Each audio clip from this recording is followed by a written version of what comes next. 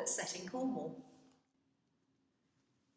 And it's this, The Path to the Sea by Liz Fenwick, published by HQ Stories. Liz Fenwick is the queen of the contemporary Cornish novel. That's a bit of a mouthful, but it's what The Guardian says about her, and quite rightly so. This is in fact the author's 7th novel, and this one is set in Boskenna House, which is an old crumbling pile from the 18th century. Joan, who's been living there, is the grandmother, and she is actually on her deathbed.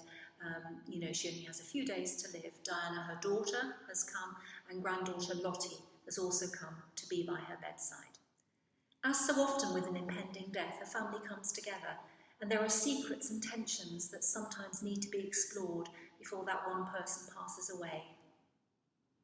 There's Diana, who has seen an awful lot in her life. She's been to all sorts of war zones, Afghanistan, and she's seen some terrible things. And her anger about life is palpable, but there are also secrets that she needs to get to the bottom of. And there is granddaughter Lottie, who's come down from London. She was extremely close to her grandmother because Diana, often on war zones, was away and couldn't be her mother. So they've had a very close relationship, grandmother and granddaughter. And her grandmother's passing is going to be a big blow for her.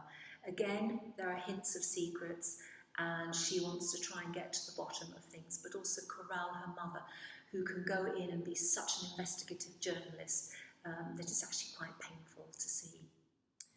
In her day, Joan was a very glamorous woman. She held parties, and she lived in Moscow. She worked for the Foreign Office and lived there with her husband, Alan. Alan tragically died in the summer of 1962, and there are flashbacks for Diana. Joan knows what happened, but Diana doesn't yet.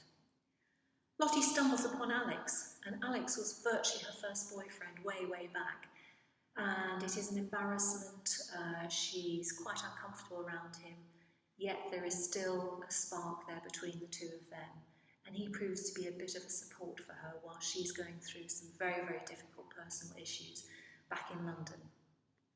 This is very much a story about death, but it's also about family, and it's written with perceptive eyes, it's written with warmth, and as all the threads come together, it really builds into a nicely well-rounded book that I think a lot of people will enjoy.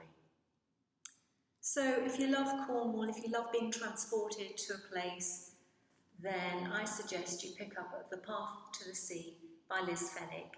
It's a good all-round story, and it had me quite engrossed, so I hope you enjoy it as much as I did.